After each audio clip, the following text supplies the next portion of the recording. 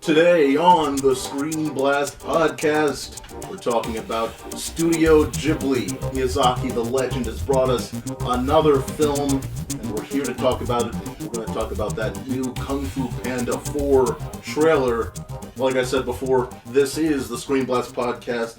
I am one of your hosts, Bryan the Baltimorean, joined alongside K9 Biscuits. The man that's been dealing with a lot of tech trouble, but has graciously Stomach trouble too, Jesus Christ. Made the K9 Biscuits broadcast studio look shiny, new, and back and forth. We always have a problem with this fucking angle. I'm just like, there we go. What? Good enough. You've spent quite a lot of time trying to get this thing in a. Don't look at that. Was that a water bottle? Yeah. What? You know our policy: no water on set. We can't for official productions, you can't show logos. There we go. Did you just purposely show the logo now? No, I have put on the barcode side. You can't see the logo. ScreenBlast podcast, part of the larger ScreenBlast society that includes things like StreamBlast, which is our streaming content. Mark and Bryan Have a Cow, our casual conversations that focus on memes, classic commercials, things that are going on in the world, and just cool happenings. And Free Hot Dog Day, provided by Brian's house. Don't know what he's talking about. He's going to his backyard. He's just giving away free hot dogs. Yeah, absolutely. You go ahead and go to any random Brian's house. Of course, there's Blasting Turbo Reports, the video game-centric podcast, and there as well is what am I missing out on, Mark? Cartoon Chat. Yeah, Jesus Christ. The animation. You're the one who didn't have the slide this time for it. I know. Just look at the fucking screen usually. Yeah, and of course the animation conversation Cartoon Chat, which we'll have Family Guy by the time this is out, and of course we are talking about animation, so we're going to try and make sure you guys that are from Cartoon Chat enjoy what you're watching right over here. So once we get into this, once I possess the kung fu of every master villain, no one will dare question my power. Not even the great Dragon Warrior. First we're going to talk about the Kung Fu Panda 4 trailer. Of course, big deal, because this is probably one of the more anticipated movies for next year. We got a good amount of an idea of what's going on here. This is more than a lot of teasers that drop. Obviously, this movie is coming out pretty soon when you think about it. It says coming soon, but the original release date was March, so technically it's right around the corner. What did you think about this trailer? Obviously, highly anticipated. I'll start with you, man. What did you think? Oh, the idea of the Kung Fu Panda 4, I'm excited for the idea because I love the first three movies. I love the TV show. I didn't really care enough after the third movie, I thought they were done, and I was just satisfied, but I didn't need the Amazon Prime show, so I didn't bother watching it, and I didn't need the Netflix show, which doesn't have, I was curious thinking about watching it, but it doesn't have the Furious 5. It doesn't look like it has Shifu. Most of the cast in general, but they got Jack Black back. It doesn't look that interesting, honestly.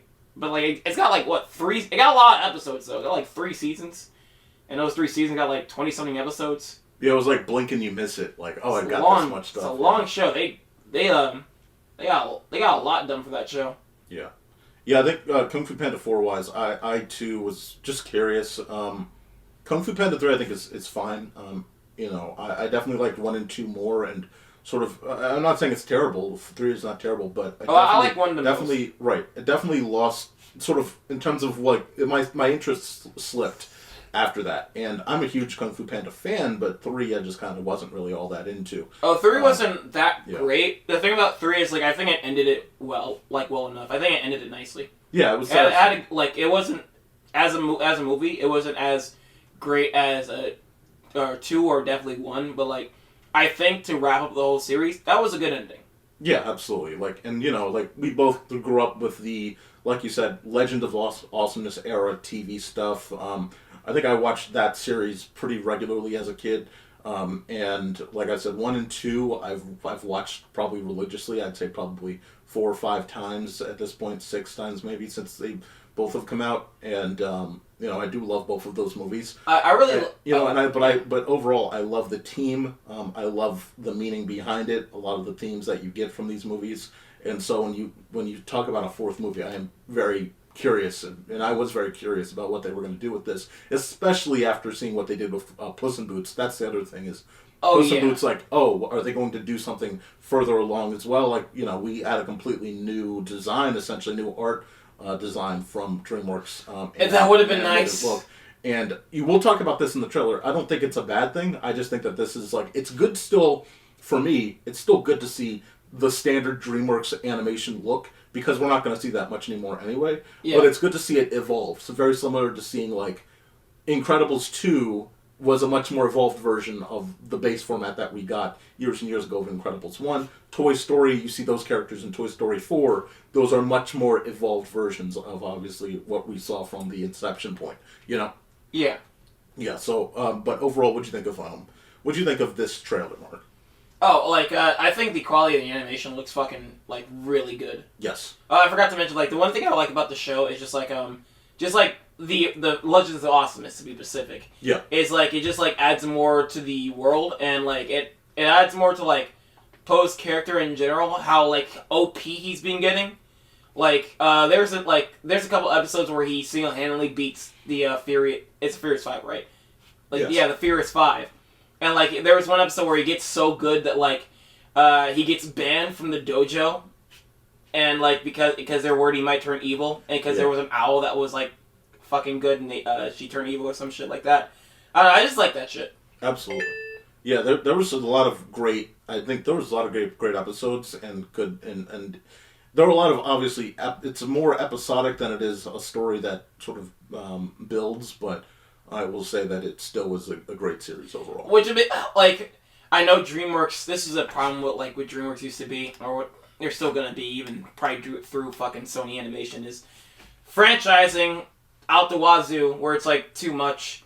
Because, like, Home and all that stuff, yeah. Well, yeah, you can have, like, one show, but, like, you don't need to have multiple shows. I just think if it makes money, then it's gonna branch off. Like we said before, Kung Fu Panda is one of those definite. I think the bigger one is How to Train Your Dragons, which had one, and then a spinoff, then another spinoff, and they had one. I mean, at this point, like, so many spinoff shows. At this point, I'd rather just, like, them if you want to still experiment with the world, just try an actual spin-off. I agree. Like, like, they had that... I know they had that, like, Amazon Prime show with the fucking Cubs. Like, sure, probably just make a movie about them, and just, like, have Poe be a support character or something. Yeah. I know that's the show itself already, but, like, just, like, do a movie version. Just, like, I don't know, fucking retcon the show and just retell the story. Kind of Legends of... Like, yeah, I feel you. Yeah. I mean, again, I've always talked about I'd love to see a Furious 5 movie. I know we had the sort of smaller film that gave us backstory, but I definitely would love just a overall production level on par with the other films, Furious 5 movie. So it's weird that the Furious 5 is just missing. That's the biggest takeaway. And that was my that's what my problem with, like, why I didn't want to watch the show. The the Amazon show. The Amazon show, because it's like, the Furious, nobody, like, a lot of the cast is just gone, and, like, it just, like, looks empty. I don't know. The show could be fucking good as fuck. I don't know, but I don't feel like watching it. I'll probably give it a watch, like, at some point. But, that's my problem with the show, and it's like, this movie's like, oh, they're gone again? Because, like, they had a fun dynamic. It was fun, like, the back and forth between Poe and those characters. I know we don't get much of it in 3. No. But, like, I mean, still, just the fact that they were there was still fun. It's just kind of disappointing. But, like, I mean, I'm still gonna watch the movie, because, like, I would say the art style, I mean, the fucking animation still looks fucking gorgeous. No, absolutely. This is great. This will be clearly one of the, if not outside of Puss in Boots: The Last Wish, this will be the best looking DreamWorks movie ever made, obviously. I definitely the big thing that I saw obviously stand out was where's the Furious 5. That core team is something that I love about Kung Fu Panda, and here's the thing: it's great to see Poe. Like, that's the first thing you see. You see the trailer. I love the idea of seeing Poe on the big screen again. Like, this idea is something that I'm very happy to see. Like, I'm not disinterested in it at all. I love the idea of seeing Tai Lung again. I've been seeing Poe a lot. He's been popping up in my Netflix recommendation for, like, ever. But on the big screen. Yeah, there we go. Yeah. But Yeah, it's good to see Tai Lung again, even though, like you brought up, he's fucking dead. You say he's the right. I will say, like, is it kind of like an easy way out to just take the power to like say, all right, we're gonna bring back the villains that you all love, sure, but it's also a good send off because we know that this is probably gonna be the last Kung Fu Panda movie. Though it does seem like possibly. I will say I thought 3 was. I thought 3 was too, but I will say the way that they line this trailer up, it feels like they want to make this new team the core team, which could lead into another movie eventually. But if this is trying to be the big send off that I think they want it to be, the idea was we're gonna bring in these characters that Poe has faced before and make it a big bad thing, and that's cool. That's an interesting idea. I mean, I'm up for that. I'm not going to say definitely no to any Tai Lung at this point. That sounds interesting. I got excited. I thought they were fully bring Tai Lung back. I thought so too. But the idea that it's not him, that it's a skin basically of another character that is kind of just a evil bad, that's fine. It's fine. I don't really. Yeah. Oh, we don't know this evil bad, so it might be a fun character. Absolutely. One thing I do love though is like again there was a real threat in the first movie with Tai Lung, and his backstory and how that played into Poe's character, the Furious Five, and obviously the Dragon Palace. All of it was important to Tai Lung. I like the sequel's character, or villain, because Kung Fu Panda 2, because that had a lot to do, obviously, with Poe's backstory and, his species and everything like that. But I like the third movie because he was just Kratos. It was just I think he was fine, and I like. I didn't hate compared to the other ones. He's not as good, but like I still found him fun for that movie. Also, he was literally just Kratos. Yeah, he had the 2 chains and everything. That's true. Exactly. Personality 2 chains. He was just Kratos. That's it. Yeah, and again, that wasn't a bad one. But again, I'm not. I don't want to set expectations for myself too high. It's just one of those things where what I got out of this trailer was that Poe is going to help this new character that is kind of a generic animal. I'll be honest with you. Like again, my thing is Fox, right? Fox. Wolf. My thing is look, right? Like, and I know I'm coming off like an asshole. Probably you guys are going to say, "What are you talking about?" Asshole. But like okay, asshole. But legitimately, like, if you're telling me that what Poe needs to do is to find a team, why is it that he doesn't have his team? Why is the Furious Five not here? And I know they're probably going to have some excuse like they're on their own mission. Where are those fucking other pandas from the fucking Amazon? Where are the other pandas from the fucking third movie? I know we get a reference to one clearly at some point in the trailer. You used to see the middle image there. That's a little piece from the trailer itself. I'll let you take a look if you can see it in the middle. You get the bigger panda there. Isn't that his father? Yeah. No, I'm talking about the fucking... The smaller ones, yeah. Yeah. I feel you, but like again, like any of his team that he's built up over the time, I know that maybe at the end of the movie they're all going to be there and that they're going to help him out and that's what's going to happen. There's going to be reference, like, the Furious Five retired and then they died during retirement and they left their home planet. Yeah, but again, I just... I think I'm putting a little too much into this movie. I think I'm going too hard on it. Puss in Boots the Last... we're fine. Look, Puss in Boots the Last Wish is quite a ladder to set my expectation on. And I think story-wise, this is another, like, Poe, we need your help to do this. We're fine. Like, I know I'm going to watch this movie, and it's probably, by the very least, it's probably just going to be, like, an enjoyable afternoon. But, like, I'm, like, what you give me, I'm going to judge the trailer. Yeah. Because... I'm going to complain because I know I'm going to pay for this anyway. That too. This is going to cost money. So, this doesn't look bad at all. Visually looks impressive. I'm just curious about the story. And, whenever you leave Poe out on his own without the core team that helps him out and really makes him stronger as a whole, that whole core team of the Furious Five and Poe, and the Dragon Warrior, I should say. When you have that core team, that's when it's really like at its best. And I'm very curious if we lose a little bit of that, since that team is going to be clearly, I think, missing through most of this. especially since we see a lot of shots where they're in the city and it's just them, and and that's sort of the journey, But other than that, Kung Fu Panda 4 sucks. Apparently March. We'll see if that is the case, because they say coming soon. And I believe that they say coming soon in the trailer. They don't give you a release date. So very interesting case there. Maybe like maybe Universal has other plans. Maybe they're preparing it because fucking Migration is going to be in theaters for like so long because of popularity. That thing is getting such a fucking ad blitz, and that's because it's Illumination. That's why. Well, the thing is, it's Comcast. Comcast has a lot of wide resources. Like, I see it on Sunday Night Football. Like, they have such a reach. It was at Thanksgiving. They had a float for it. The Thanksgiving Day Parade. They had a float for it. They had a float for it because the duck designs are generic. They are, but they had it there. They had it up. They have it constantly on Sunday Night Football advertising, right? Like. So anytime that NBC does anything, anytime they do anything, like they're involved. Migration is everywhere. So they're getting the ad blitz out. They have a big network to do it, so I understand it. But it's one of those movies that clearly I don't think deserves such a big blitz, but they're desperate to get people. Well, I knew it was gonna happen because of Illumination. Fucking, you would every time there was like a new Minions thing. You would never. Everywhere. It's like, because you already see Minions everywhere when there's not a new movie coming out. Yeah. But when there is a new movie coming out, you never stop seeing Minions. Like, they will fucking... Comcast will find some way to put, like, nanobots behind your eyelids so you can see them in your sleep.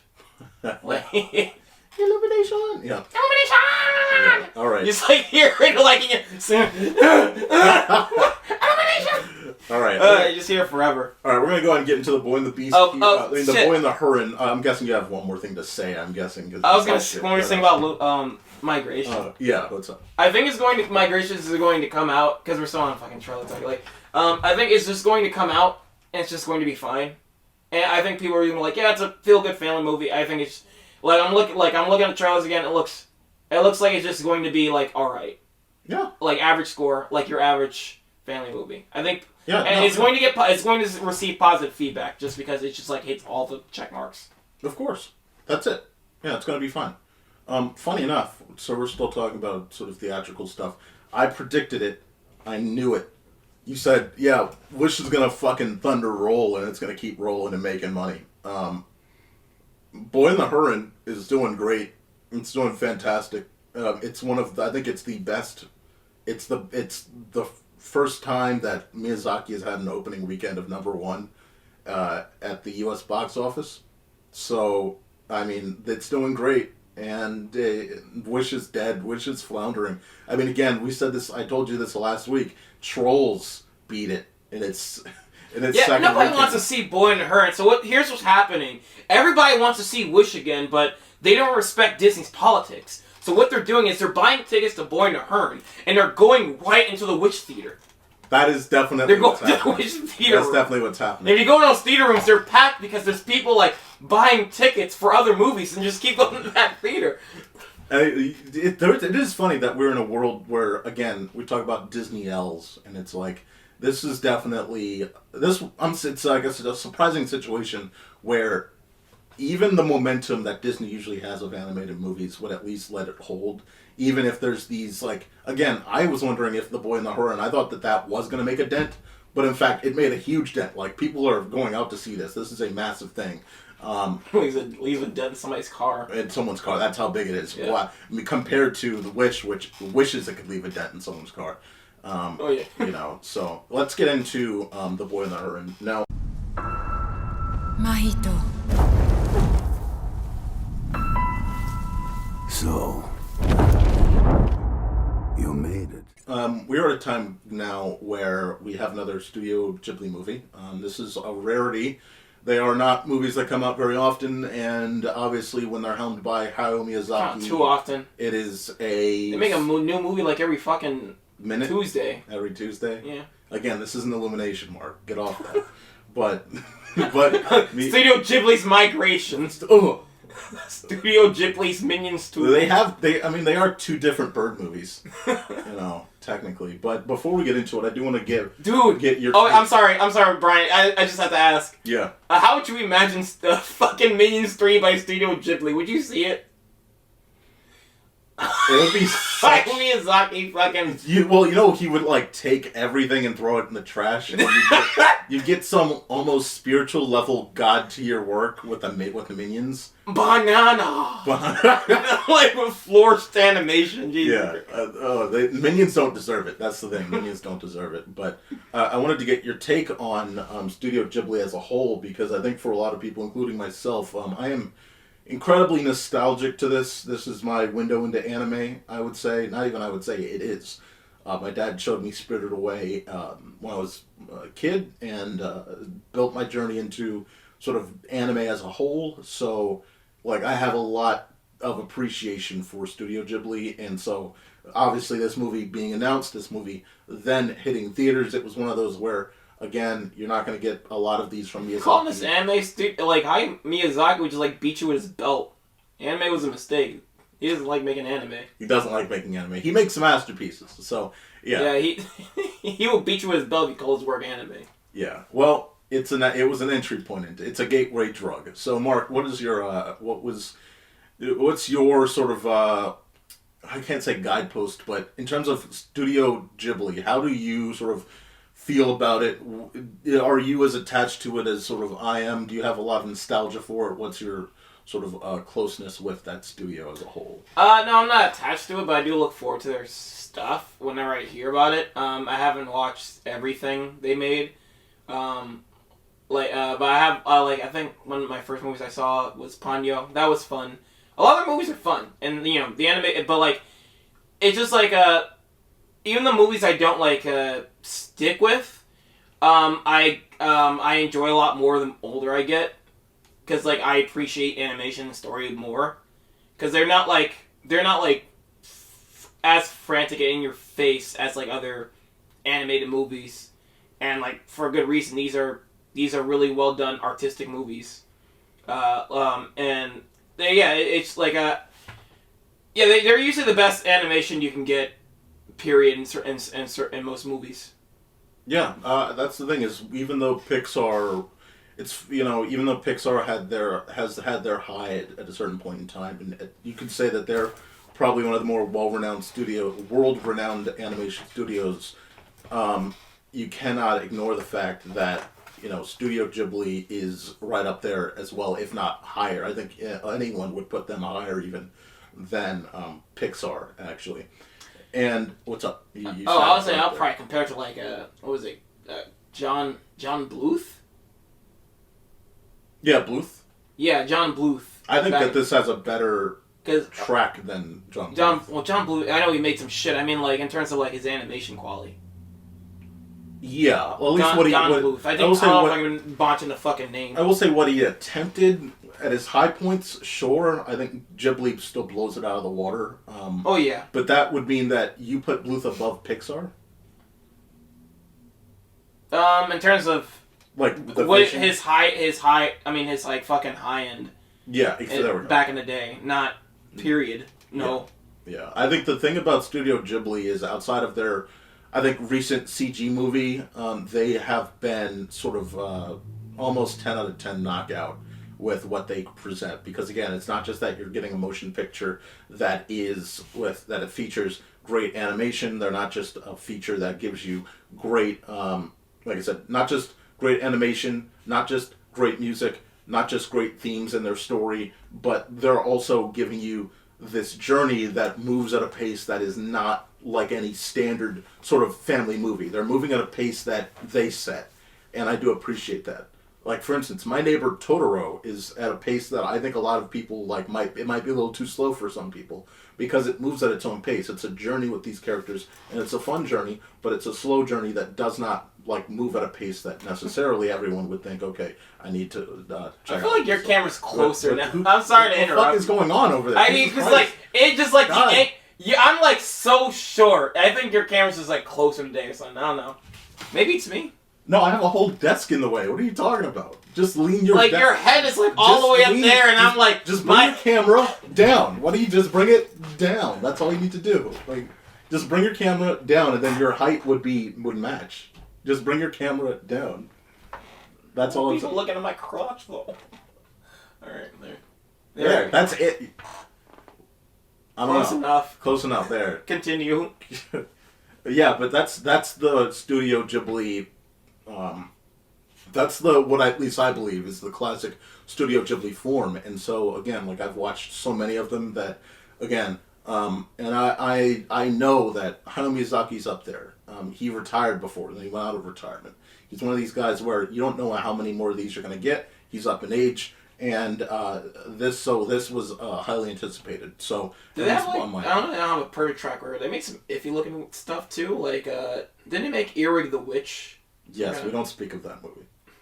Hayao Miyazaki is very disappointed. He didn't do that one. I know he's very disappointed. That's why I say he's very disappointed. Oh, I thought you said he is very disappointing. No, he's very disappointed in that one. Yeah, because again, it's so sad that when they tried CG for the first time, they made something that looked worse than Toy Story 1. That's kind of tough to do in 2020.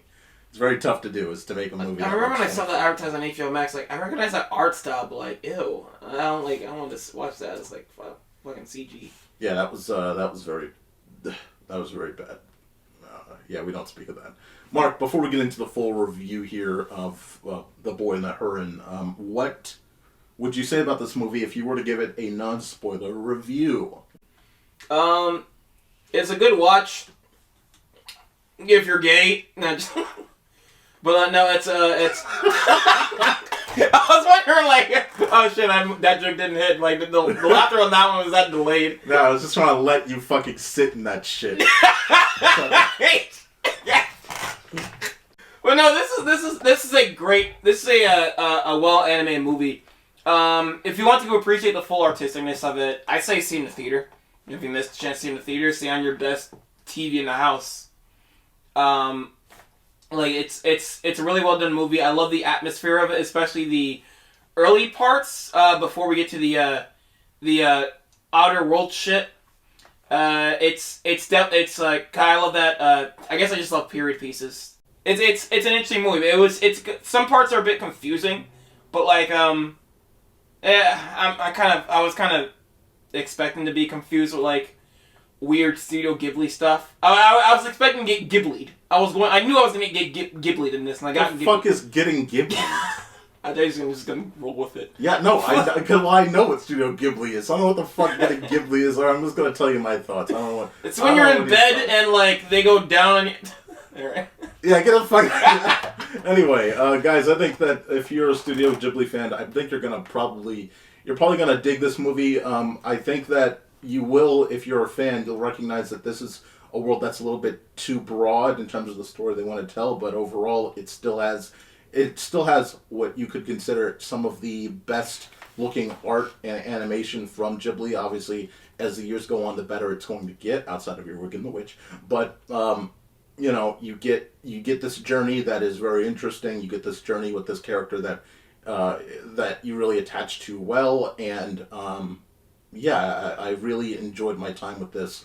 I think that, again, like, this is not the normal Joe Hisaishi soundtrack, but it's one that is still memorable enough that you probably will listen to it. Oh yeah, the soundtrack is great. So, definitely worth watching in theaters.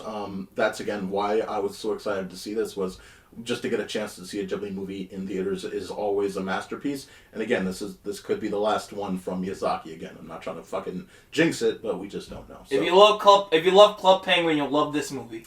And that's our non-spoiler review of this movie. Thanks, Mark. Really appreciate it. All right, let's get into the movie detail here. Now, everything after this is spoilers, of course.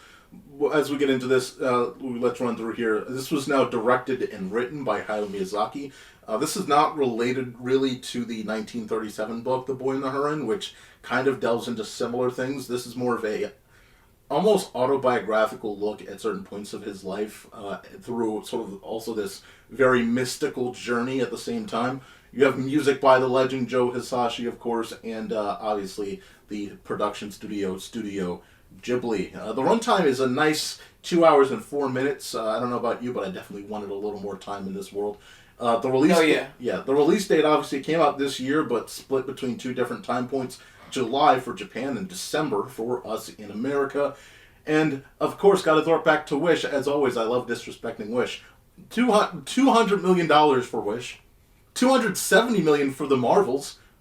$100 million for this movie. It is the most expensive movie in Japanese history, and it still is a fraction of the cost of Wish, and it is a fraction of the cost of the Marvels. I have such a massive boner from shaming Disney. This also this had a 7-year production cycle. Yeah, man, I love the fact that like they get it done. They know how to get it done. Now I know the practices over in Japan are much tighter. I understand that, but still, $100 million for this versus the $200 million for Wish is embarrassing. And you know, like I will say, back in the day, about 10 years ago, Disney and Pixar could hold their own up against Ghibli, and it was impressive. It was like, oh, all these movies are pretty good. You know what I mean? Like, it was a good debate. Which one's better than which? Now we're at a point where, like, the Ponyo year, I think, was Wall-E and whatever. Like, didn't they get the rights to his shit though?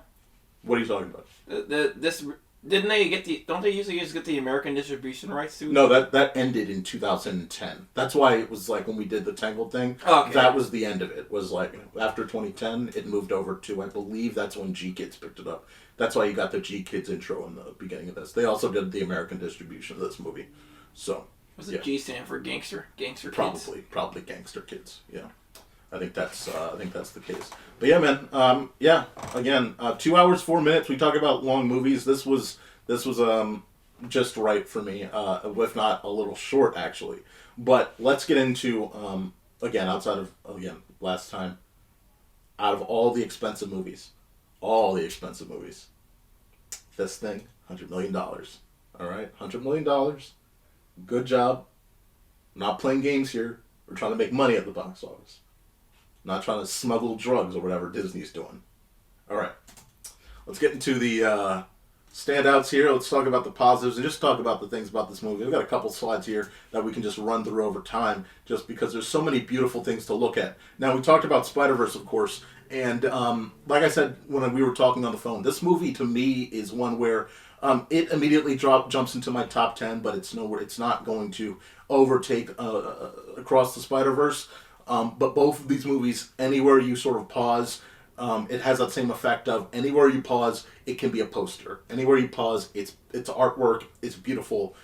Every frame is special here, and that just makes the movie more immersive. That makes the movie more enjoyable. It makes the journey more adventurous and expressive, and you want to seep yourself in, just like I wanted to seep myself in for every single minute of this movie. You know? Oh yeah. I have to look over my list. This could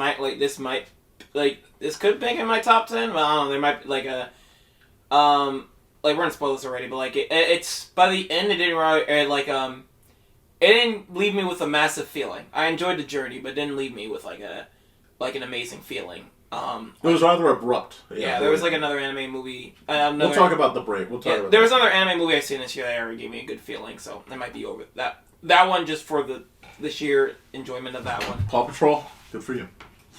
Yeah, that's Paw Patrol. You already knew. How did he know? Because you're a fan too. That's why. You agree with me, right? Yeah. Hey man, they're on a roll. Anyway, go ahead though. What did you art, the quality. Oh yeah, we can gush about the art all day, but like yeah, the art is beautiful. Like let's just like fucking praise that opening sequence where like the people are like blending in with ash. The sound editing is fucking wonderful. Yeah. Like again, I love these period pieces, especially like again, I just came from seeing fucking Godzilla -1, and like this kind of like this opening sequence kind of outdid like a lot of like some of that move like a lot of the fucking set pieces that movie did. Even though the set piece in Godzilla -1 is fucking great. Right.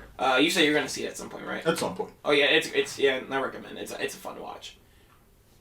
But like yeah, I honestly wish you could spend more time in that era. But like I guess they technically already made that movie. It's called like Trap of the Fireflies. What was it? Fucking Fireflies. Well, no. So what I got from that was there were a couple things I got from that. There's obviously Grave of the Fireflies, which is what they did a few way back. But also there's The Wind Rises, which I think both of these movies blend, have moments of this where we're not referencing, but clearly it's like we're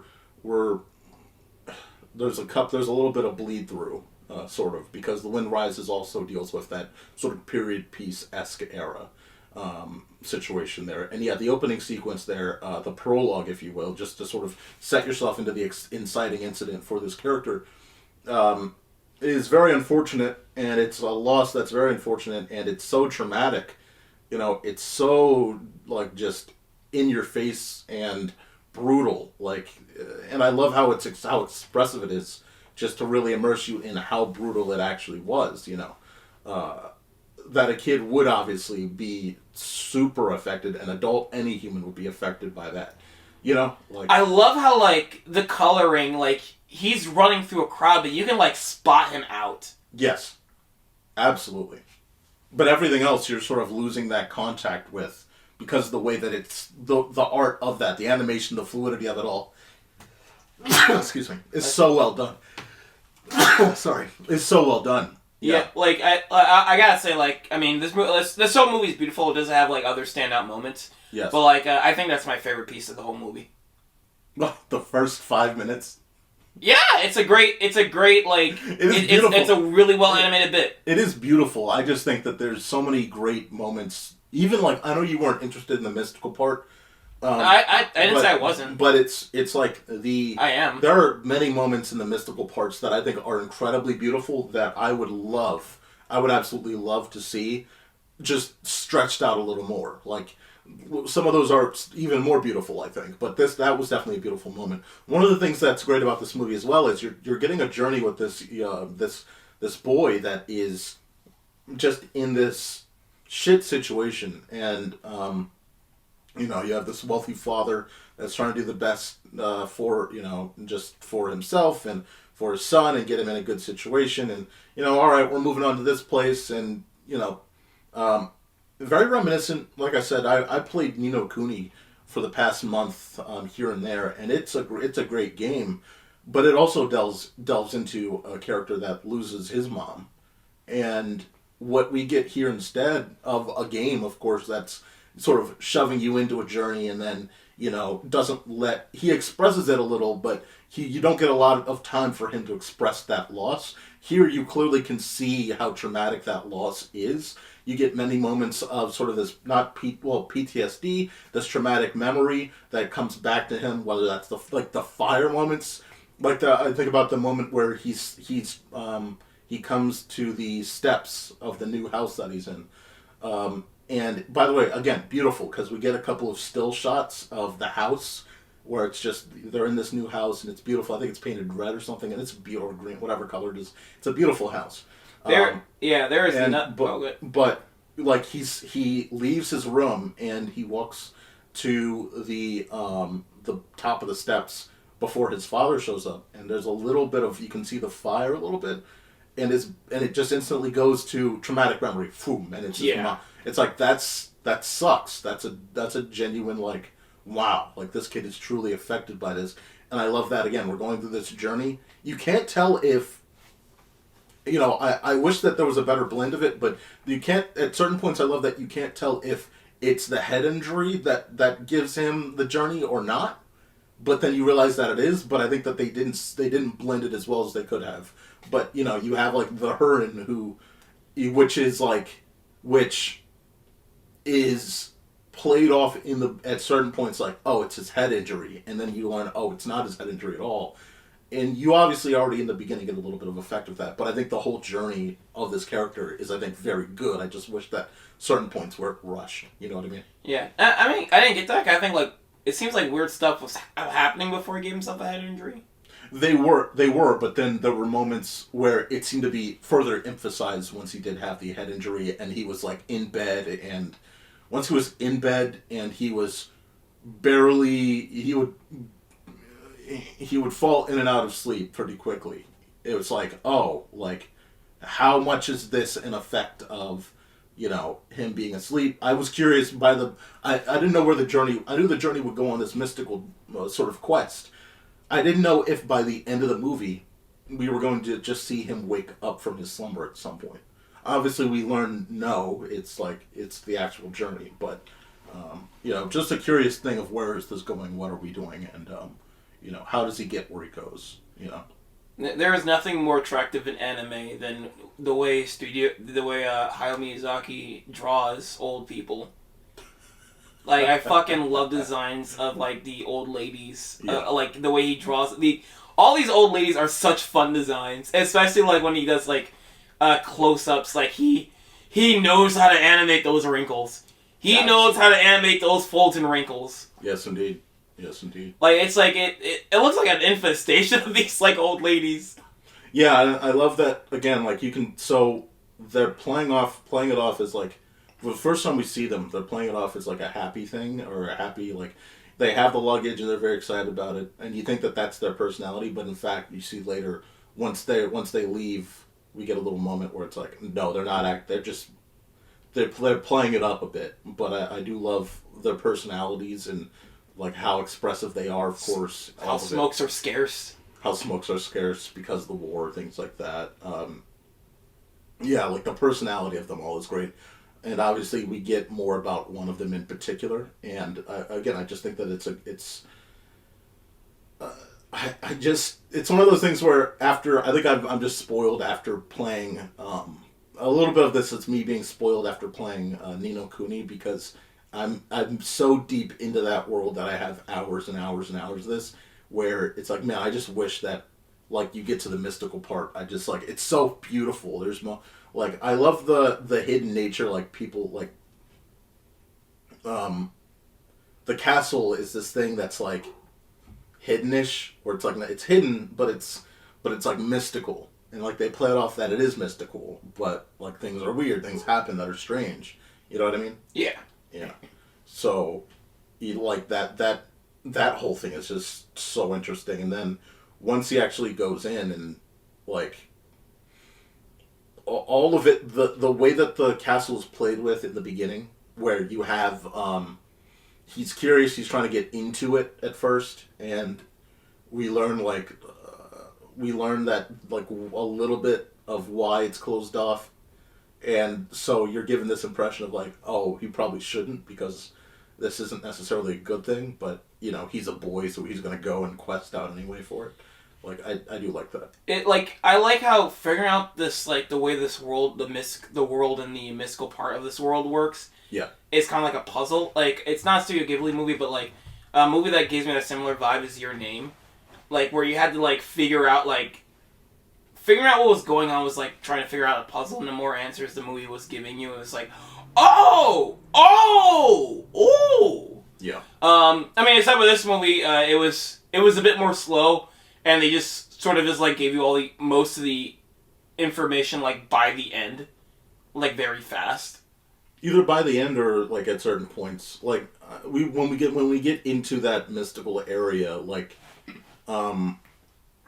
we finally get in, and again, like, I understand, like, again, there's moments before, like, where we spend, again, like, I think for a lot of Studio Ghibli fans like myself, like, we spend more time in the real world longer than a lot of other adventures. Like, usually you're in it, in this mystical part within the first, like, before, like, the first 20% of the movie is done. Like, here it feels like maybe a good third or like a good 40% of the movie is spent, like, him getting used to this new setting, not the mystical part, but just the new setting of the real world, and sort of showing us and getting us immersed into this new setting of the real world, instead of just jumping right in, which I think is fine, but I think it does hurt the mystical part later, because we're kind of moving rather quickly into things.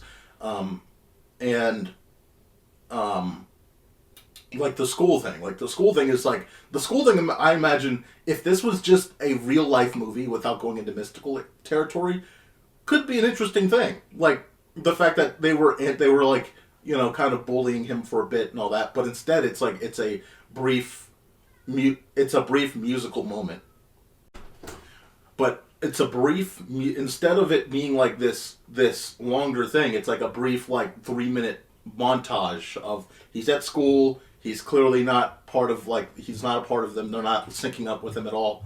He, like, gets bullied, and then he hits himself with a rock, right? I feel like if they... That was so quick, whereas in another story, if you were to sit it with that a bit longer, it would have actually been more like, you know what I mean? You would have spent more time. The whole time I was watching that, I'm just like thinking like, if this was like an American movie, like he would just be like this could just be a brat because he'd be like, "You're not my mom," or like he would just be like fucking fighting harder with all the kids at school and like, "You don't understand me."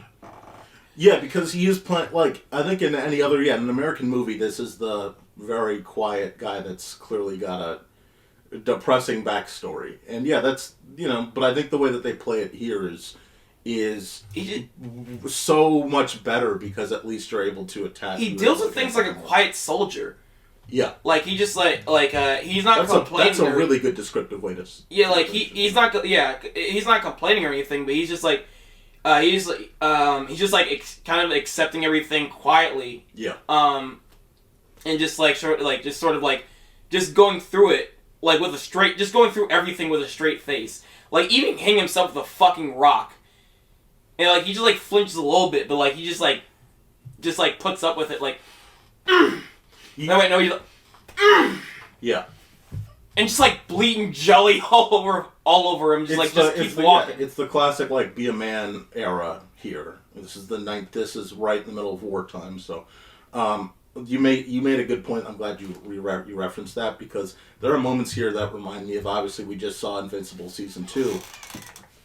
There are moments where we just saw, obviously, Invincible Season 2, when his dad just immediately goes on and moves on, essentially, and clearly the mom has a kid already. It's like, clearly he's, like, totally not okay with this at all, and his mom apparently looks just like that new wife looks just like his mom, and it's her sister, we learn later, but it's like, that's got to be very traumatizing. Like, that's not, like, something that you're just going to be okay with, and clearly he's, like, still processing all this, but he's, like you said, like a quiet soldier, just moving through, working with it, and accepting it all, and it's a really, like, you want to feel like Invincible did when Omni-Man just, like, said he has a kid and a wife now, and it's like, what the fuck? Like, you really have to, like, you really feel that, like, moment, like, especially when she gets off the car, out of the car, and, like, they're just cool or whatever, and it's like, okay, like, this is, like, it feels like this is rather quick.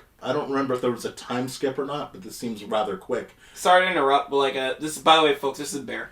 We usually have Lucy on screen. Indeed. Lucy interrupted, walked by, and did that a couple episodes ago. But, go ahead. I like the parent characters in this movie, because, like, at first I thought the dad was just like I wasn't sure how supportive he was until he hit himself with a rock and he came back home. Yeah. He's like, who the fuck did this to my son? Yeah. And by the way, it's like, cool. That's when I started feeling bad for, like, everybody, and, like, because I just started feeling for kids, like, nah, he's going through a lot, just, like, leave him be. But, like, after a while, it was like, oh shit, the kid is giving him a hard time. They're just trying to be supportive. Like, everyone no one's a jerk in this. Like at least in this world, this part of the world, it's like everyone's just trying to be supportive as they can to him, and, like, he's just having a hard time accepting his new reality without his mother. Yeah, absolutely. Yeah, it's yeah, man. I think it's good to see, by the way, that dad was voiced, if you saw the English version, was voiced by Christian Bale, who, it's funny that he's back now. He was I believe, the main guy in Howl's Moving Castle, so it's good to see him in now a father role. He is much older. He is, I think, now 20 years older than he was when they recorded for Howl's Moving Castle, so it is funny to see him back. But yeah, when the dad's, like, sort of, like, soft interrogating him, like, now just tell me, so, I just need to know, like, look, nothing's gonna happen, I just need to know who did this, so that I can, talk to the principal and solve this problem. Just tell me who it is, so I can just, do this, and, so I can, fuck him up, or... Yeah. Like, it's that clip of fucking Peter Griffin with the gun, I just want to talk. I just want to talk, right, yeah, just want to talk. Yeah. So, it, like, those moments are genuine, and obviously, like, with the mother, too, like, or the new mom, the sister of his actual mother, even that is, like, even though that's, like, right, boom, smack dab, like, oh, we're just doing this, it is, like, she's also just a just a person that's here. Like, there's nothing that you can. It's one of those things like, yeah, there's nothing you can do about it. It's like she's here, and I do like that. Again, very reminiscent to Invincible. Obviously, this was in development long before season 2 came out, but just saying in terms of like very funny with the similarities there. So, and they both approach it differently. That's the thing. Both of our main characters approach it differently. And the thing that we see is obviously our main character here internalizes it very hard, and it all comes out when we get to that mystical point. I think when he first I guess it's okay to call it isekai'd, to the other dimension. When he first gets isekai'd, I as soon as like I forgot what the lady in the red bandana character is called. The lady in the what? Red bandana. I don't remember, but she is the younger version of the... Yeah, I immediately get like, okay, this is the past. As soon as, because I knew that design immediately. Yeah, well, you could... Yeah, it's like it didn't take... Yeah, that's one of those where I can't tell if I'm getting... I think it's just that I'm older that I could figure that out. I don't know if a younger audience member would click with that quickly, but I think they would, because they all get taken, right? They all get taken down into this quicksand. It also feels like the movie itself is trying to hide it until the end a little bit, because it's not trying to be trying to be too far with it. Yeah. Especially it's throwing you off too a little bit, because like she has dolls of like herself and all the other old ladies. Yeah. Absolutely. So you have that journey with them, and it's... Yeah, like you're just kind of put there, and you're just like, okay, like this is clearly, like you said, a younger version of the elderly person. Now, I didn't know if it was the past or if it was just here's a younger version of herself, and we are in a... I didn't know what it was. I didn't know if it was, we are literally in a earlier point in time, or if we are literally in just a different world entirely, like a different dimension. A lot of movies are doing that now. And multiverse. It seems like this is a little bit more of like the past, but with a little bit of, you know what I mean, a little sprinkle of different dimension. I love I thought the introduction or the approaching of the heroine was going to get more mystical. It just got more creepier the more we got closer to it. Because I cringed when I started to see teeth. I was like, oh. And then, like, you knew it was an old man as soon as just, like, the nose started to become visible. Like, okay, it's an old man under there. Yeah, Because as soon as I saw that, like, I know Hayao Miyazaki and his old people design. I know how he loves those big noses. Yep. He loves those big noses. That's an old man under there. Absolutely. And again, I think the old man is, he's fine. He's a fun character. He's a fun character. Preferably I would have preferred, I would have definitely preferred if it was still that cool, badass Heron, just because... me too, but that's just me preferring animal sidekicks, but like... Yeah. I mean, I guess... Well, Hayao Miyazaki just likes old people. Yeah. So he's also old, so I think that's also a thing, yeah. He's like making like... I kind of had a feeling there was going to be an old... Because I thought the old lady was going to be like his sidekick for most of the movie, but like she gets after she gets like freaking dissolved in the floor, she goes missing for most of the movie after that.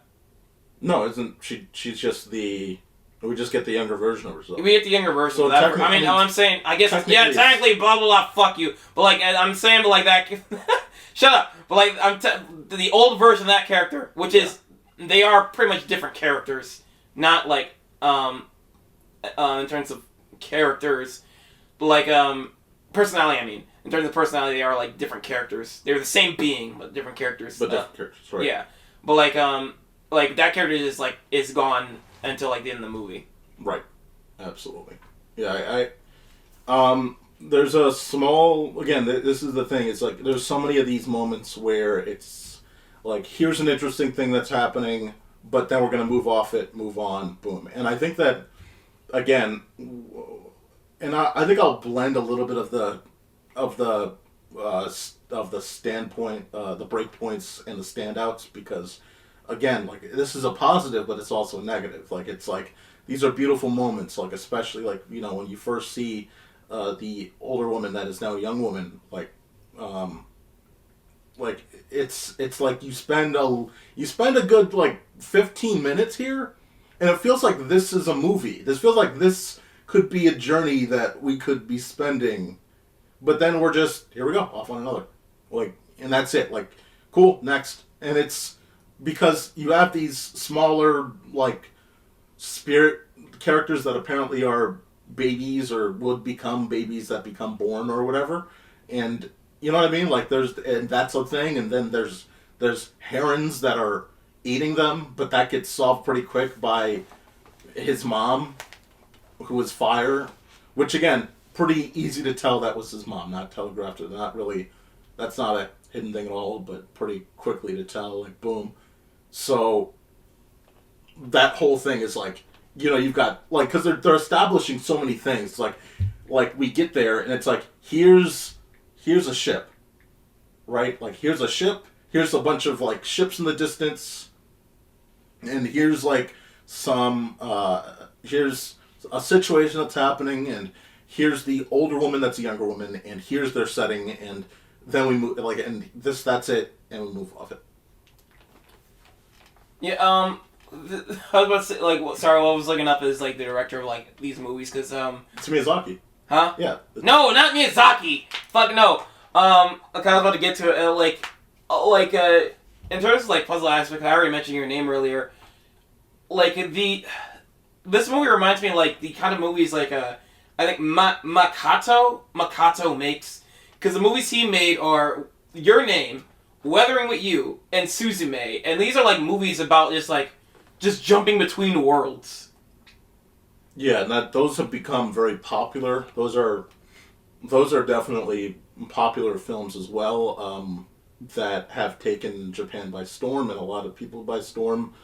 They are box office successes, and look, it's not a bad thing to go in that direction. I'm just, yeah. I'm getting what this movie is. I'm getting vibes of those kind of movies. Yeah, but all I'm saying is, going back to the point I was making, like, again, like, you have this. Here's a setup, boom, and then we're just, like, complete area that literally is something that probably would be, if this is another Ghibli movie, you're sitting in this realm for a little while, and you're building a little bit more into that.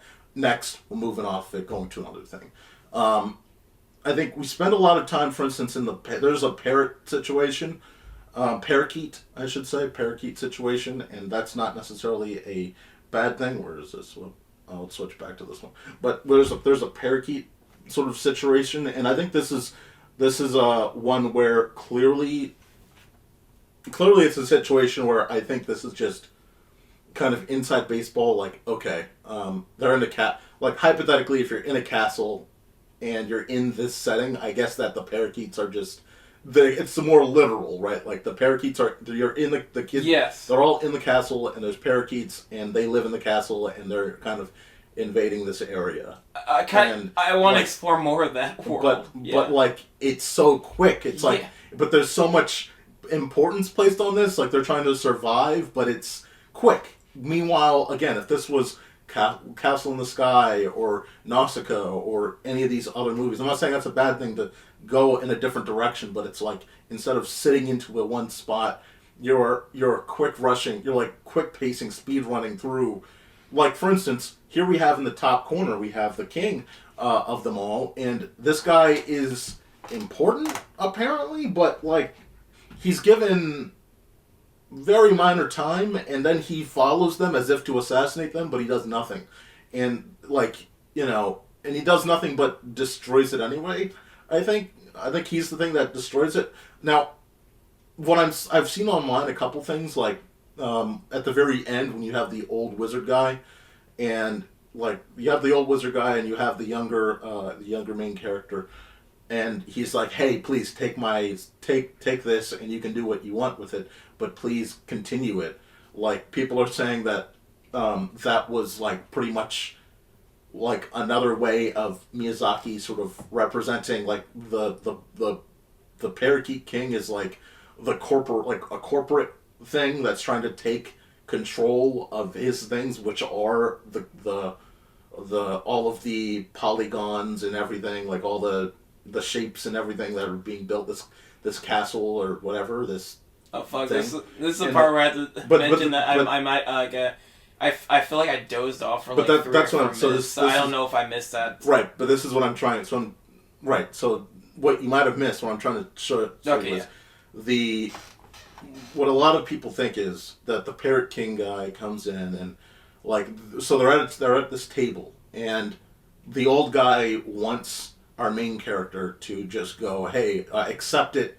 You can do what you want and control this because my time is, I'm old, I'm done, but you can take over. And the Parakeet King is like, man, you're gonna give this all to this guy, this kid, you're gonna give all of this to him. And the Parakeet King, who is possibly some corporation that wants Studio Ghibli or wants the creations of Ghibli, basically, is the Parakeet King. And then you have the boy who could be Miyazaki's son, who clearly is disinterested entirely in this. He does not want. Isn't he disappointed in like a majority of his fucking children? He doesn't. He doesn't. But But it's like, hey, do any of you want? Basically, it's like, can someone please take this? And it's like, no, none of your family wants. It's like, no one in your lineage wants to take over this. And so then the castle collapses, and it's like but the kid is free to do what he wants with the legacy of the one piece. Because at the end, he has the old lady figure, and he has one of those shapes. So it's like he can do what he wants with the legacy of that, and he could, and that's it. Like I think that's the interpretation here, and I think again, like, I wish that maybe was the movie, like if the delving of the Parakeet King and the old wizard and our main character, and even the mom thing is brief. The mom thing is like, there's moments where, like, for instance, the farewell is so short, but I think in another movie this would have been a much more longer breathing thing, like where it's like, dude, I felt like I should have been more emotional. And I thought because they're clearly trying to get this thing done with at a certain point in time, but or maybe they're not, and this is how they wanted to craft the story. But it just felt like the mom is in this movie throughout, as this younger character, but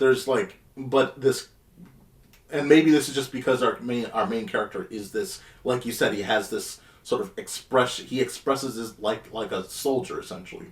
Yeah, and maybe that's why, but it's just this movie is probably not about what Miyazaki what he wants to tell. It's just what he wants to animate. That could be it as well. But again, there's some autobiographical stuff here. Apparently, that's the other thing. The one thing that I think with the opening stuff. I think the closest thing that's as good as the opening is the part with all the papers or the bandages. That in the corner right, we have the image here. I was thinking that was just paper until it starts coming off. I'm like, ooh, that looks like it hurts. Yeah. Are they burning him? And I think that it's like, again, like this is another thing where it's like the way that, I think, what is it? She says she doesn't want him, right? Isn't that right? Like, and I think that that's literally more his interpretation of what, I think that's actually him. I think that legitimately it's him that wants, like, because he doesn't want any of this. I wasn't sure. I thought I missed the explanation later. Yeah, because he doesn't want any of this. He doesn't like that she's here. He doesn't like that he's in this situation. But it's her that says it. I don't think that it's actually her that literally is like expresses that at all. I think it's more that. Oh, by the way, she is held captive by his lack of expressiveness. Oh, for the sake of the audience, I didn't fall asleep because of the movie. I was still fucking sick, and it was a long day. Yeah, I feel you. Yeah, but just like there's again, like you have a little bit of time here, a little bit of time there, and by the end you're just like, hey, I enjoyed my time, but it's like 2 hours and 4 minutes. Usually it's like, wow, that's a long movie. With this, I was like, could we have stretched a little bit more here? Because I definitely was not like, what's up? I just wanted to take the mic. Oh, okay. It wasn't showing one here. All right, go ahead. But yeah, I definitely was not at all like satisfied with the I'm sorry. It's not that I wasn't satisfied. It's like, man, could I please get more of this? Part of that is just because I know that we're not going to get too many more of Miyazaki films. But part of that is like, again, we're just speed rushing through. Here's a great potential setting. Here's a great potential setting. Here's a situation that's interesting. Again, there was like, you know what was interesting was like when we first get, when he's at the Golden Gates or whatever, and we don't know what it is, but it's very strange looking. And he's at this island with Golden Gates, and that's where you see the ships, right? Hello? I was looking up. I was looking up Hayao Miyazaki's age. Right. No, he's old. It's just old. But so, That doesn't sound right. But look. Right. So all I'm saying is like, so the first, I think one of the first things we see is he gets placed into this area, and he's on this like moat, this island. In the distance, there's a bunch of ships. Right. It's like kind of like dusk or something like that. Sun's kind of low in the sky. Beautiful sequence. Looks kind of like a painting. Beautiful. But in front of him, there's like these Golden Gates or whatever. And then there's this very strange looking thing where there's like there's tall trees. Very tall, very mysteriously tall. And then this area that's kind of like concreted off or has stones or something. Right? And you know, you learn a bit about that later because the old woman that's young shows up in her boat, which again, very cool sequence there where she's sailing and then adjusts herself, puts herself on there, and you know, you have the Hurons that are trying to attack him, and she saves him, and then she rather quickly says, "Yeah, you don't want to go in there because that's where the dead are or whatever. The dead come alive or something like that," and it's like. That would have been an interesting, like, and they just move off of it, and then they just kind of. I remember those weird rules, like walk backwards, don't look back. Yeah, and I'm like, ooh, I was like very interested, like, ooh, is this gonna be what are we gonna do here? Like, what's gonna be interesting here? But they quickly, like, just, okay, next, and it's like, what, dude? Yeah, so this movie like goes in directions I keep thinking it's like. It's going, and it's like goes somewhere else, so it's like, beginning of the movie. Alright, we're gonna, it's gonna be grounded, and he's gonna get isekai, but like, no, we spend like some time in like, in his area, and then we like get to the castle later, and like, oh, it's going to be like we're gonna explore this whole castle in this mystical temple, yeah, and it's gonna be an adventure with the old lady. Like, no, we get isekai to a different world. Like, okay, we're gonna have an adventure with this, like, younger version of with a younger version of the old lady. And like, no, he goes off to Penguin World, and like, I guess we're here now. Well, I'm not sure where we're going to go from here. Before the Club Penguin World, it was like we get to the this young woman that we end up learning is the mom, and then that's a thing, and then they go to the Penguin World. Yeah, it's like, okay, and then later on we get to the wizard. The Wizard of Time and Space, whatever the fuck that is, and it's like, this is very interesting. This looks great. You know, when the columns are like, there's like time or whatever, and there's like columns, and it's like artwork. Yeah. You know what I mean? The way it's animated and the way it's drawn and all that looks great. But it's like, okay, we are now clearly like 80% of the way through this movie. So even if you wanted this to become a new setting, we're only going to be here for a very brief amount of time before we leave it. And, you know, Hayao Miyazaki's 82. Yeah, again, he's guy smokes like a chimney. Goddamn, how does he fucking? That's why we appreciate that we get these movies. That's that Japanese culture. They like eat healthy as shit. They just climb mountains. I don't think he does that, but yeah, I think they. Probably, I don't know. He's probably living healthier than you and me right now. I don't. He's probably gonna live longer than you and me. He has a chance because he's already older than us. We're probably gonna fucking die at McDonald's tomorrow. Oh my god. But yeah, I you know, like, because the thing about this movie that's so good is like when it's not like it's better than so many, like, to me this is why Ghibli is so much better than Pixar in a lot of their films. It's like when there's a moment when our main character is expressing something genuinely, you can feel it. You can feel it in the face. You can feel it through the eyes. You can feel it through every inch of their expression. And not just the main character, but every character. And you can feel that genuine. Even the old lady's all those fucking wrinkles. Right, yeah. You can feel all, but like, And you can feel it through even, like, the suddenness through the animation changes. You can feel it through whatever art direction they want to make. It's beautiful, and it's amazing. But again, I think my favorite Ghibli movies are the ones where, even if they're changing setting, it's a setting that's still grounded in one specific, like, area or world. Like, that's really the key. It's not one that's like, ooh, here's this one, this one, this one, this one, this one. And I just wish that they didn't breeze through all of these. I wish there was just one specific spot we were able to sit in and enjoy and still tell this story. That's my only caveat here.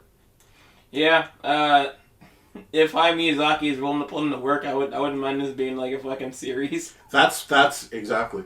I agree. I wish that this was a series, because again, I think that we're just spoiled. We're in a world where now the production level of TV stuff is as good as the stuff on the big screen. So if you had, like, if there was a 5-hour version of this split into like 8 episodes, like, probably would be able to tell this story in a much more open way, and it would probably be just as beautiful. Yeah, but I want to wrap up this sort of review. I think we've said as much as we wanted to say. Other than that, I look, again, I think this is a great movie. I think this is an amazing movie. Again, I think this is, for me, as a Ghibli fan, top 10. A lot of that is definitely, though, riding on the fact that it's a Ghibli movie. But I do think that you're getting animation that's better than almost anything theatrically outside of, like, Spider-Verse. And again, I think that even this is, technically, I think they do more here than Spider-Verse. But I think that the story of Spider-Verse and just everything about Spider-Verse is executed better, and so it just doesn't reach Spider-Verse. But I think that this is a great animated movie. I think it's a great movie overall. I think that one sec, let me pause. But yeah, it's but of course, again, like, I think as a Ghibli movie, I think, again, Ghibli to me is like best of the best of the best, cream of the crop, but I just think creams and crops. And I think that you're going to get a lot out of this. I think that this is, again, I think this is a rewatchable movie. I think this is a movie that you'll learn more of if you watch it more times. I've only watched this once, for instance. I think with Spider-Verse, before we reviewed it, I think I watched it like 3 times. So I will take that. I think I will acknowledge that. But music is top tier. Sound is obviously top tier. English dub was top tier. Art and animation, top tier. Oh yeah. Fantastic film. Which, by the way, I just want to say, like, it's, for some reason, like, finding an English dub was like, the showtimes for English dubs in some of these series were scarce. Well, you have a lot of Japanese dubs in it. You have the AMC, what is it, the Stubbs Lover thing, Movie Pass. Yeah. Yeah. I mean, I don't know what AMC's doing. I was able to find it pretty easy on my discount theater. Oh, you're fucking... Because they had both showings. They had both that... AMC has both, too, but they had majority of... Of sub? Of sub. And those were the ones that had convenient timing. Which is weird. My freaking local cheapo theater, AMC, had fucking dub. At like a decent time. It was at 5 p.m. That's good. I mean, I saw it at, when did I see it? 6:45 yesterday. So, yeah, we're on the same time. Cool deal. All right, that'll wrap up a review. Oh, I was about to... Oh, not yet. Oh, fuck, you didn't say it. Yeah, I was about to say, this is like... Hey, Mark, what did you think? Shit. But, like... bullshit, don't go... But, yeah, this is a fun movie. I haven't seen many Ghibli movies, and I'm not that big of a fan of Ghibli. Not for any reason. I don't know if I would call this one fun, but... I mean, it was an adventure. Fun to look at. As someone who loves animation, this was fun to look at. It was fun. I mean, the journey this character went on, I wouldn't call it fun. I didn't feel like fucking mopey or anything by the end. I felt fine. I mean, yeah, but... I didn't feel like any type of... He lost his fucking mom, and you're just like, yeah, that was fun. Yeah, fuck yeah, the animation was fucking awesome. That's like calling... That fucking opening animation, that was fun as shit. It's like, yeah. I mean, yeah, well, fun. No, well, yeah. Yes! That was fun! Fucking fun as fuck! I think you need to find different... I was like, whoa! I think you need to find different vocabulary words. That was beautiful. Boobs and moms! Oh my god! Holy shit. Oh shit. The Mom Murder Podcast. Alright. Anything else, Mark, outside of fun? How fun it was to see. By the way, before you say your last piece, definitely fucked up sequence that the fucking Huron. I almost lost complete trust for him that he made the fucking fake mom. Fuck that guy. For a second, I was like, my best work. Yeah, I was like, bitch, I will kill you where you stand. Like, what do He's you just mean? making fun of him the whole time. Save me, mom. Yeah, and I was like, and that was quick too. That was like, you know what I mean? That was a quick one that I think also should have been given a little more breathing time instead of just like, you know, hey, save me! I just made a fake puppet version of your mom. Like, hey, buddy, fuck you. How about Like, I that? just like how he's just like fucking with him the whole time in the beginning of the movie. Yeah. Haru is Maru. What is his name? Haru. Haru. Yeah, like Haru is like he's playing it straight because like if that was me, I would like question if I was going crazy or not. But like he was like, no, that Huron is definitely fucking with me.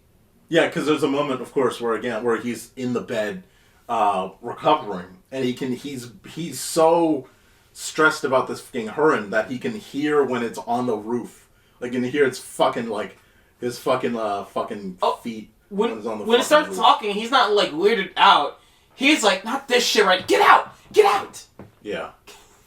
Yeah. Save me, Haru. Save Cause like if that was me in bed, I'd be like, what the fuck? Then he left all that shit on the fucking asshole, fucking shat all over the fucking windowsill, fucking bitch. By the way, there were also moments where they did a little bit of callback. It felt like to a couple Studio Ghibli films. You saw Spirited Away, right? I think I'm an anime club. I don't remember much from it. I need to watch it again. Spirited Away is like it's like the MVP. It's like the most popular. It's the most well known. I know of it. I know like it's been fucking parodied and referenced multiple times and other stuff. Yeah, there's a moment where I need to rewatch it. There's a moment where they're climbing up against the castle, but it's the castle in the mystical world. It's him and I believe it's his mom, younger version, and they're climbing up along the wall, and it's very reminiscent, like the sky conditions and the side of the wall, like it looks like it's just a different shaded color wall than the bathhouse in Spirited Away. So I thought that was very interesting. There's a moment where he's about to slip and fall off of a high point that looked very much like Castle in the Sky. So just little moments, that's all. Just little moments where it's like, I can't tell, but it seemed very familiar at times, which is cool. I think that the best thing you can do is in little moments you can reference things that people obviously would sort of love to see again. So, but do it better than obviously Ready Player One. Yeah, I think. Sorry, I don't know. What would you say? Like, okay, so like, I think the movie is fun to look at. I think it's like it's like I know like the subject matter isn't fun, but like it's yeah, it's a visually attractive film that it pushes. It's the other side of Spider-Verse, where Spider-Verse is like pushing the levels of CG animation. This is continuing to push the levels of hand-drawn, as always, you know, with the addition of software. So, like, both of them are doing a great job at it, just in two different windows. I think the adventure, obviously, is one that it's a great journey, but I wouldn't call it fun, but the animation is definitely, the art and animation is beautiful, and that's how I would phrase it. But you can call it fun. You can call it fun. I just wouldn't call it fun. Alright, what did you call it then? Like I said, beautiful. Okay. A beautiful journey. Beautifully fun. Bitch. Yeah. Sorry, did you have anything I else? always add a curse. By the way, prior to I always add a curse right out to my arguments. There you go. Yeah. Well, yeah. This is a good movie. Probably not my top of the Studio Ghibli movies I've seen. Well, but no, actually, you don't no. even remember which ones you've seen outside of Ponyo. Get out of here. I know, right? I know it's better than Ponyo. Ponyo was a fun adventure, but like I think Ponyo is infinitely better than this movie. Is it? I don't know. I think that I gotta watch all these movies again. the thing about Ponyo is it's one specific environment, and we have a couple different settings, but it's one area, and it's easier to follow. I think that the journey is it's great here, but I think you could say the journey with Ponyo and whatever was happening with the mom and or like whatever was happening there and all that journey was just as interesting as what you get here, but it's actually cohesive. Like, you're not going here. Like, it's all, I don't know, all these movies suck. But like, You heard it here. You heard it here. I know, right?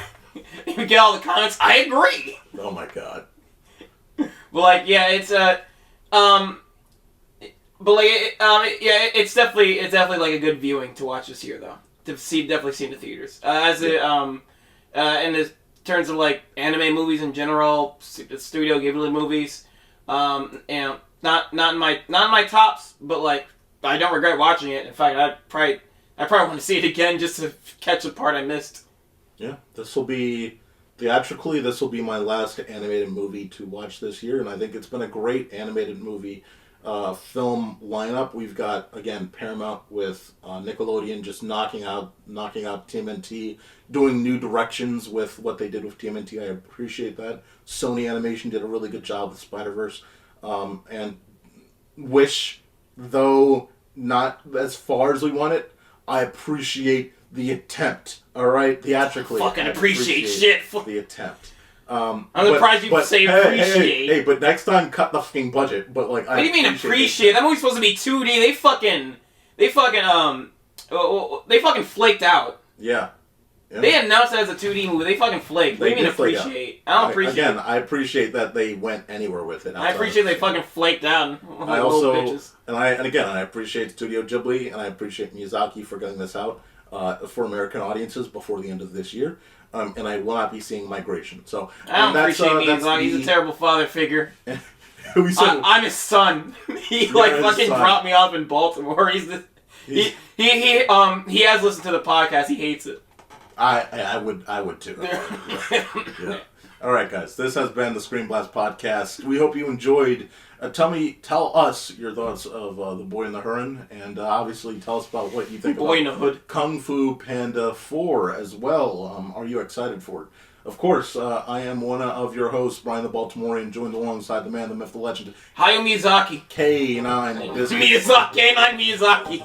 Miyazaki Biscuits. Miyazaki Biscuits. K9 Biscuits. That's K9 BISKUTS. And of course, you can find us both right here on ScreenBlastPodcast.com or go to YouTube at ScreenBlast Society. Thanks for watching, guys. Stay tuned for more. Lock it out, everybody. Go to the logo. There you go.